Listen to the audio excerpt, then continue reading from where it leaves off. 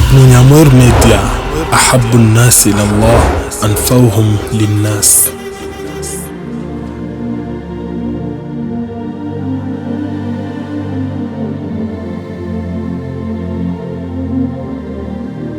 إن الحمد لله نحمده ونستعينه ونستغفره ونستهديه ونعوذ بالله من شرور أنفسنا وسيئات أعمالنا. من يهده الله فلا مضل له ومن يضلل فلا هادي له. أشهد أن لا إله إلا الله وحده لا شريك له وأشهد أن سيدنا ونبينا محمدا عبده ورسوله صلى الله عليه وعلى آله وأصحابه ومن تمسك بسنته إلى يوم الدين وسلم تسليما كثيرا. وبعد، ashukuru Allah subhanahu wa ta'ala, mola mkarimu mwingi wa rehema, yeye ambaye tunamwabudu, tunamhimidi, tunamtegemea kila kitu. Kwa kwake mola wetu tujilinda na maovu nafsi zetu na matendo yetu, tunaongozwa naye. Hakuna yote anayeweza kumpotosha, na yote ambaye aliamua mwenyewe kukiuka kuna sheria ya mola naye kamwacha katika upotovu wake, hakuna yote anayeweza kumwokoa. Tutafaulu ndugu zangu pale tutadumu katika dini hii na tukafikia kuondoka dunia tukiwa tuko Waislamu. Allah atupe sote mwisho uliokuwa mwema, Allahumma amin. Ndugu zangu Waislamu, ninakuhusieni bila kusahau nafsi yangu, kila mmoja ajitazame, ajichunguze, ajikosoe, akumbuke kwamba kesho mbele ya Allah subhanahu wa ta'ala, wakati atafanyiwa hisabu, Mwenyezi Mungu hatomhesabu kutokana na jinsi binadamu wenzake duniani walivyokuwa wanamchukulia. Kama walikuwa wanakupenda, kama walikuwa wanakusifu, kama walikuwa wanakuzungumzia kwa lugha nzuri, Allah hatakuhesabu kwa kufuata hayo, lakini Allah atakuhesabu kutokana na uhalisia wako, uhakika ulivyo. Kumbuka sana hilo. Ukilikumbuka litakusaidia kwenye maisha yako ya duniani. Hautafanya vitu kwa kujionesha, hautatumia riaa, hautafanya ibada kutafuta sifa kwa wengine, hautashindwa kuwashauri wenye kuwashauri kwa kuogopa lawama zao, kwa sababu utajua kitu gani uko unafanya na utajua unatafuta radhi za nani katika kutekeleza. Chunga sana hicho kitu, okopa sana yale unayotekeleza ukiwa uko sehemu ambayo hakuna anayekuona isipokuwa Muumba, ukiwa uko sehemu ya peke yako. Jitahidi usiyatendi isipokuwa yanamridhisha Allah subhanahu wa ta'ala, sababu binadamu tumegawanyika. Kuna wale ambao wakiwa mbele ya watu pamoja na wengine wanajitahidi kuonesha tabia nzuri, mwenendo bora, bali wakati mwingine wanaonesha kama ni wacha Mungu, lakini hao wakiwa sehemu ya peke yao, subhanallah, wanavuka mipaka. Allah akulinde na anilinde tusiwe miongoni mwa hao. Jitahidi sana uchunge hicho kitu, na hicho ndio kipimo kikubwa cha kuipima nafsi yako kama kweli ina imani. Kipimo kikubwa ni pale ambapo unamcha Mwenyezi Mungu kwa siri, hakuna anayejua katika viumbe. Iko dua ambayo tumefunzwa na masalafu swaleh, na ni dua nzuri mtu kuiomba. Unapokuwa unasema, ewe Mola wangu ninakuomba unistiri, Allahumma asturni, Kiarabu, Allahumma usturni, ewe Mola wangu nistiri. Lugha nzuri na maombi mazuri, lakini natakiwa wewe mwenye kuomba dua, wewe unayeomba uzingatie na ujue unamwomba Mungu akustiri nini, kwa sababu Allah akulipe sawa na kile unachokuwa unaomba wewe. Katika hii Allahumma asturni, Mwenyezi Mungu nistiri, tumegawanyika sehemu hizi mbili. Kunako malengo na fahamu ya hicho tunachoomba tustiriwe. Sio kama ninaeleweka? Kuna mtu anasema hivi, ewe Mola wangu ni stiri, akikusudia kwamba ewe Mola wangu, nitakapoanguka kwenye makosa ni stiri wasinioni. Na ndo zile lugha mtu anaobaga anasema Mungu ni stiri ya aibu yangu.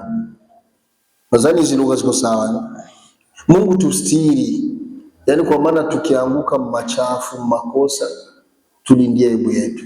Ni dua pia na inajuzu pia, kwa sababu maumbile binadamu ameumbwa, hakuna binadamu anapenda aono ya aibu yake. Na ukitaka faida zaidi kasome Qur'ani, sura nyingi tu tofauti. Kisa cha baba yetu Adam alayhi salatu wasalam na mama yetu Hawa, baada ya kula katika mti ule Mungu aliwakataza, na wao peponi walikuwa ni wawili, hakuna kiumbe mwingine, walikuwa ni wawili. Alafu bahati nzuri mke na mme, ambaye kidini inajuzu mke kumuona mume wake sehemu za siri na mume kumuona mke wake sehemu za siri. Lakini baada ya kula katika ule mti nguo ziliwatoka ghafla, toka jikuta wamebakia wako kama gisi walivyo.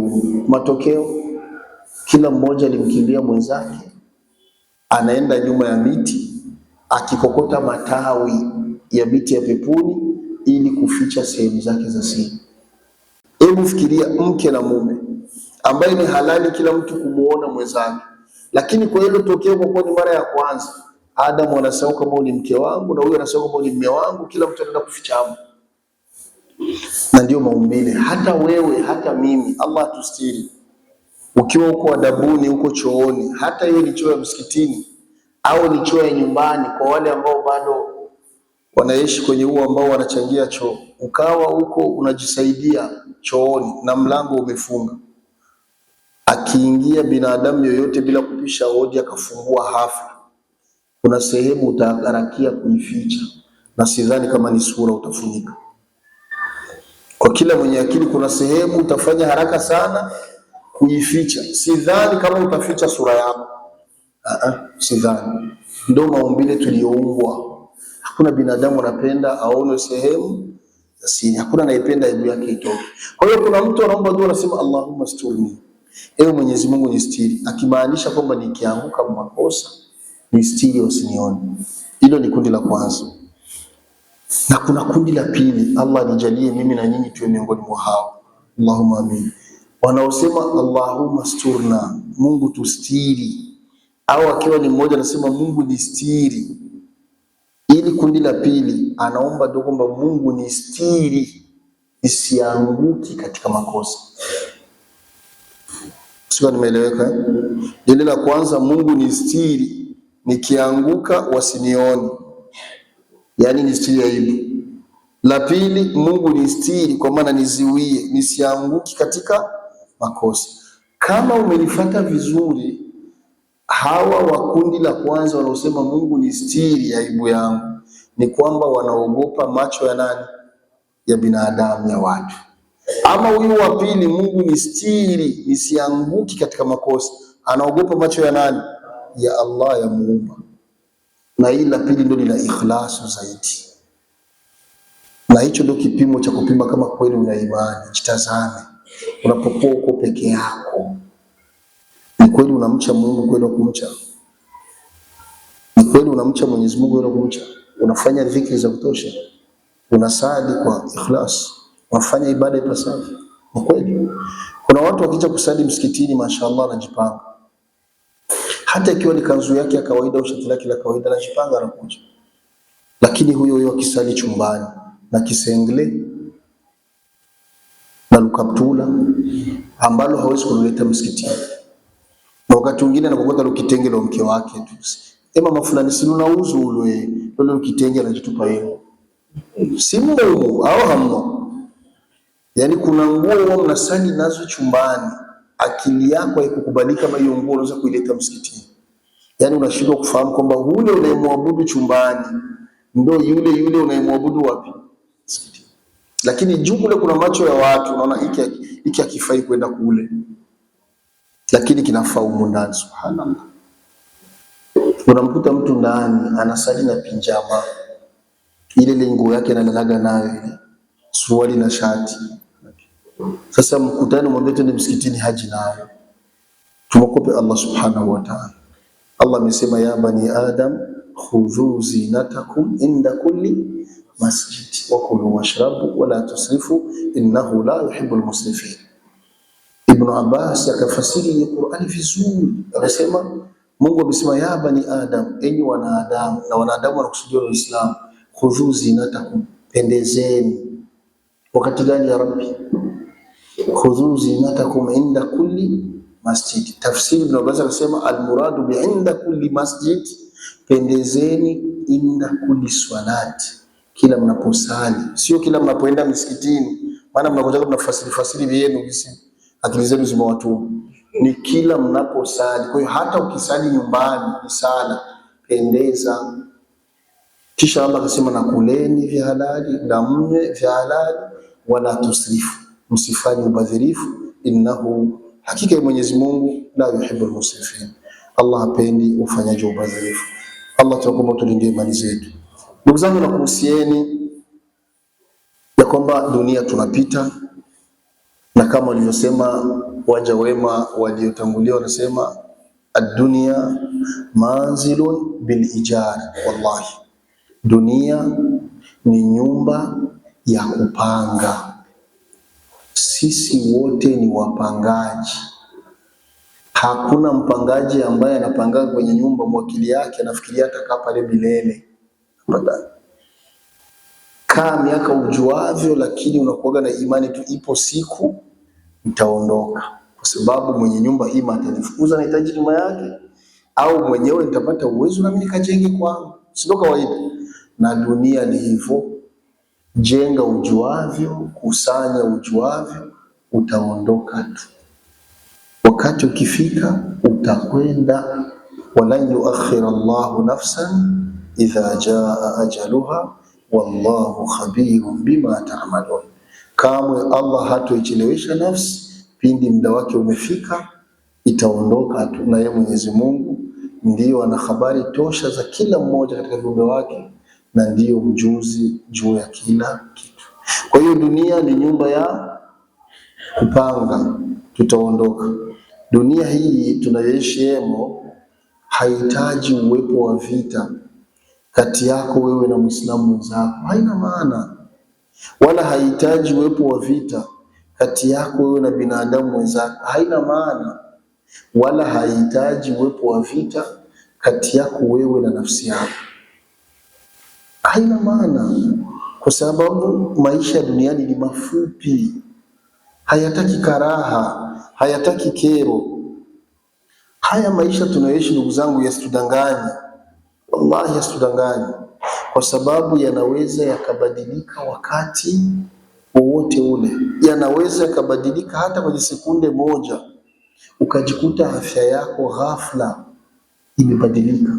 Ni wangapi mnawajua walikuwa wazima, mnaongea, mnazungumza, na pengine mmeagana, unasikia kwamba amechukuliwa na AVC. Ni wangapi? Ni wangapi mlikuwa mnaongea, unasikia ameenda amelala, amepitiliza? Ni wangapi mmeagana, anakuambia inshallah tutaonana kesho, unasikia basi limefanya ajali, amekufa. Boti limezama, kafa.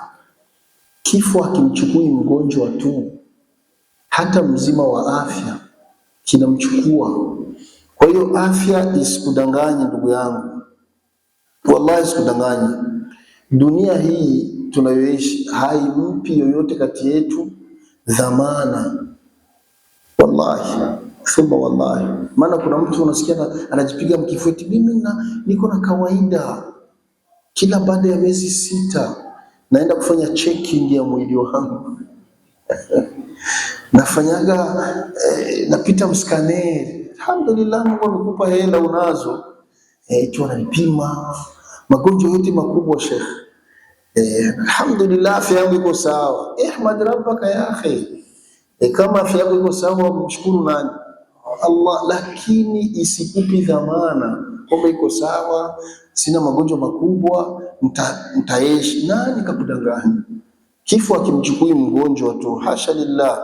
Kwa hiyo dunia haimpi mtu dhamana ya 100% kwa kile anachokitaka, kwa sababu kwa dakika yoyote ile unaweza ukajikuta mambo yamekubadilikia. Hivyo basi hakuna haja wallahi ya mtu kugombana na mwenzake, hakuna haja ya mtu kumbagua mwenzake, hakuna haja ya mtu kumdharau mwenzake, hakuna haja ya kujinyanyua mbele ya mwenzako, kwa sababu wakati umetuficha mengi.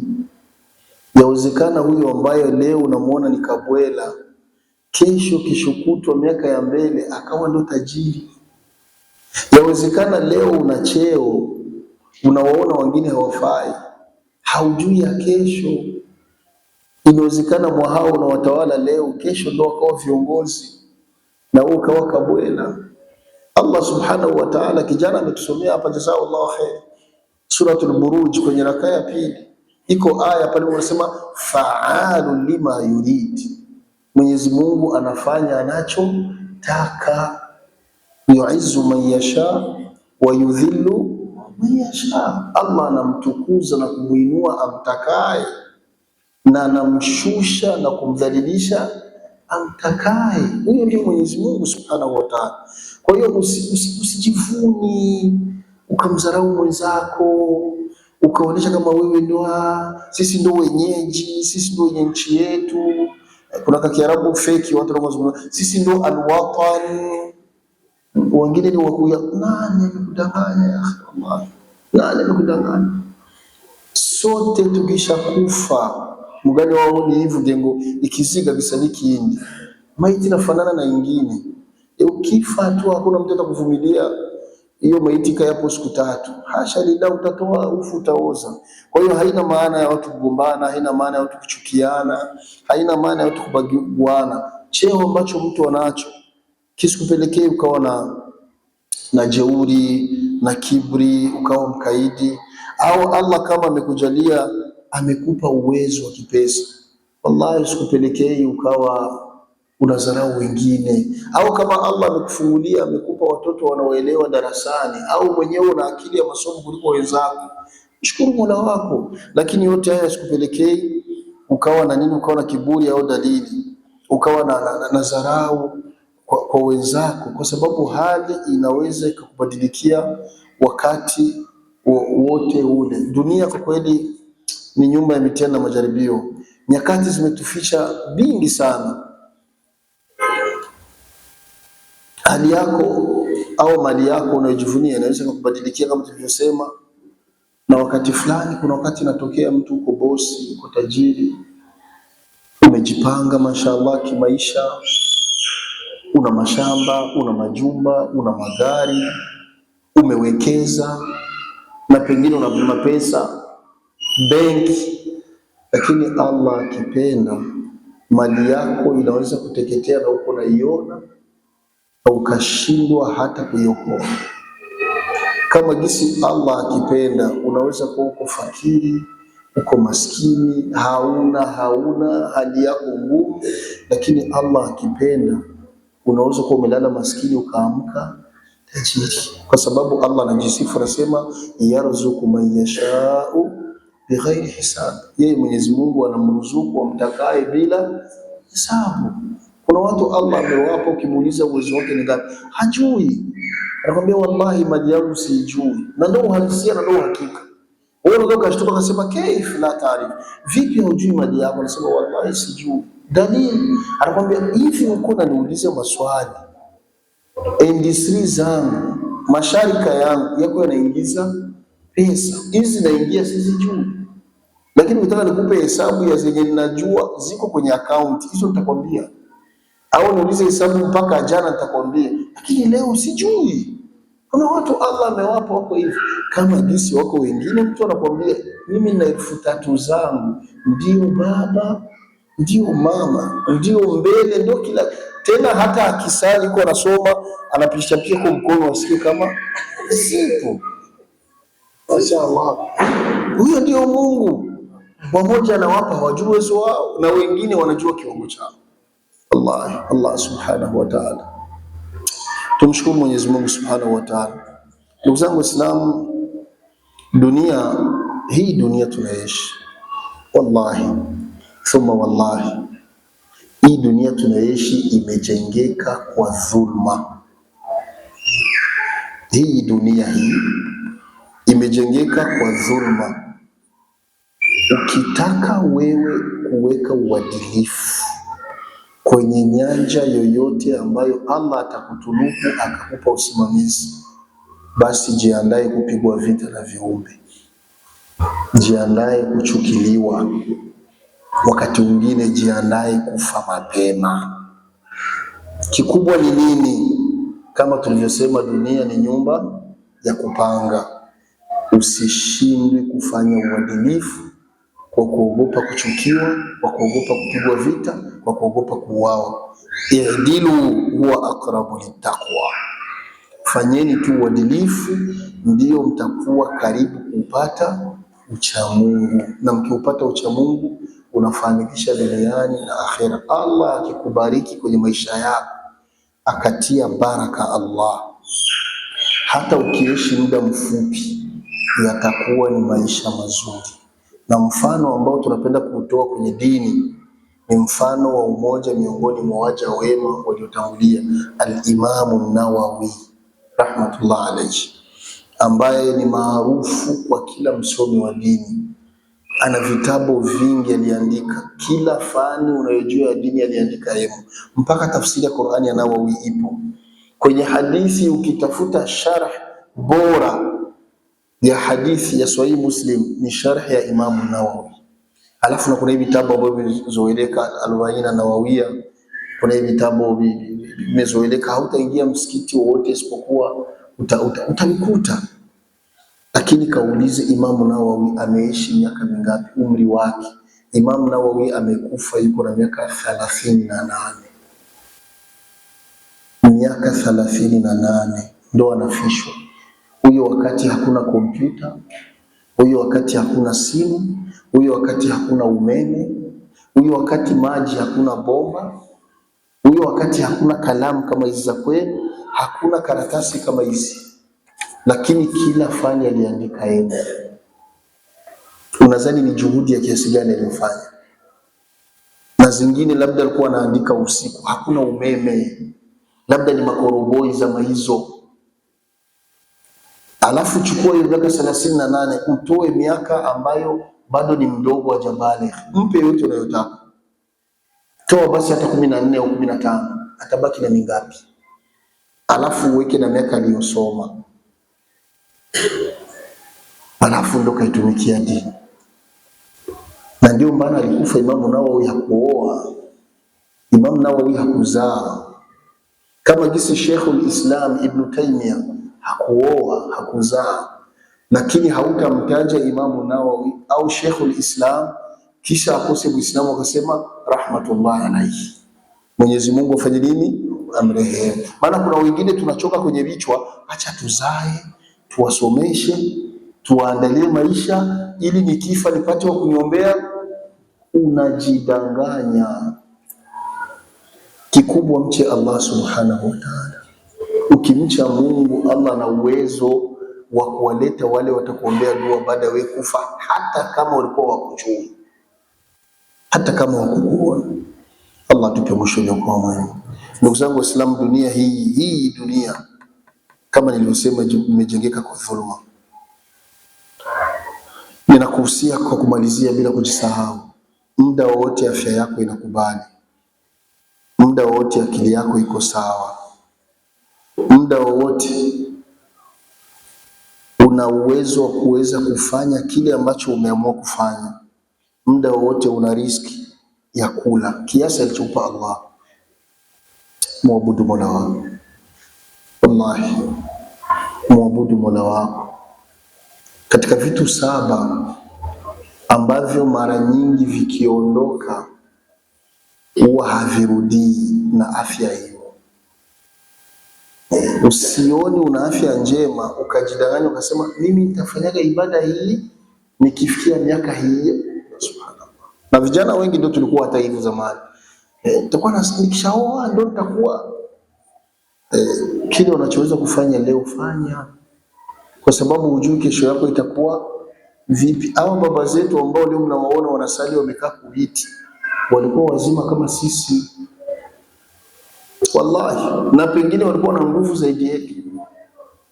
na kadiri na wewe Allah anakupa umri unaenda huko. Kumbe wakati afya inakubali, usalama upo, riziki unayo, muabudu Mola wako, jenga uhusiano mzuri na Mola wako Allah subhanahu wa ta'ala. Kisha kwenye dua zako zidisha sana kumlilia Mola wako akupe moyo mlaini. Allah akuepushe na moyo mgumu. Umlilie Mola wako akupe moyo wa kutosheka. Mlilie Mola wako akupe moyo wa uvumilivu, kwa sababu kwenye hii dunia utakutana na mengi atakayokuhuzunisha. Ima rafiki zako, kuna wakati watakuacha au watakutendea kutendea. Ima watoto zako, kuna wakati watakuacha, watakusumbua. Ima mali yako, kuna wakati ndio hivyo tena. Ima afya yako, kuna wakati pia itabadilika hafla. Ima ndugu zako, unaweza ukajitoa muhanga ukawalea ukawasaidia, lakini hao kesho ndio wakaja kuwa pia maadui. Kwa hiyo muombe Allah subhanahu wa ta'ala akupe moyo wa subira. Allah akikujalia utaelewa. Ndio dunia imejengeka kwenye dhulma. Muombe Mwenyezi Mungu akupe roho ya subira, akupe roho ya uvumilivu pindi ambapo utakapoguswa. Kisha mlilie Mola wako sana akujalie, akupe haya yafuatayo. Mlilie sana Mola wako akujalie, akupe mwisho uliokuwa mwema, na mwisho mwema akujalie ikifikia kufa ufe kwa Muislamu. Mlilie Mola wako, umuombe sana Allah, usinifishe isipokuwa umeniridhia. Mlilie Mola wako, muombe sana kwenye dua zako, Allah usinifishe isipokuwa nimetubia makosa yangu na umenisamehe. Mlilie Mola wako akujalie, Allah usinifishe isipokuwa pale utaona kwamba hakuna yeyote niliyomdhulumu kunako viumbe wako, kwa sababu dhulma, ndugu zangu, siku ya Kiyama ni mtihani. Kuna watu hawatosamehe hata kadogo. Muombe Allah subhanahu wa ta'ala akujalie hilo, kisha umlilie Allah subhanahu wa ta'ala kwamba ninakuomba Mola wangu nijalie mimi na wazazi wangu na kizazi changu na ndugu zangu Firdaus iwe ndio mafikio yetu. Muombe sana Allah. Kuipata pepo ni huruma wake Allah, lakini kupandishwa daraja ni matendo. Muombe sana Mwenyezi Mungu. Jitahidi sana dua yako kubwa iwe ni kufikiria akhera, isiwe dunia. Na ndio maana Mwenyezi Mungu alisema wala tansa nasibaka minad dunya, usisahau. Lakini Mungu akatukataza tusiwe miongoni mwa wale. Mungu alisema bal tu'thiruna alhayata dunya, usiwe miongoni mwa hao mnapenda kuyapa kipaumbele maisha duniani, wal akhiratu khairun liqa, wakati maisha ya kesho mbele ya Allah ndio bora na ndio ya milele. Tumuombe Allah subhanahu wa ta'ala tukumshulie kwa mzuri. Ndugu zangu Waislamu, muombe Allah katika dua zako, na hasa kwenye sala alfajiri. Ukijaliwa kusali rakaa 2 kabla alfajiri, katika dua zako mlilie Mwenyezi Mungu subhanahu wa ta'ala, unamuomba kulinde. Tafuta ulinzi kwa Mwenyezi Mungu subhanahu wa ta'ala. Fafiru ila Allah ibadallah, tukimbilie kwa Allah subhanahu wa ta'ala. Muombe Mungu sana, Mungu nilinde. Ndugu zangu, kila binadamu ana maadui.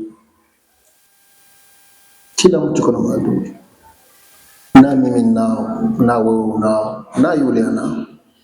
Na kuna wakati Mungu anakujalia unawajua maadui yako, na kuna wengine huwezi kuwajua.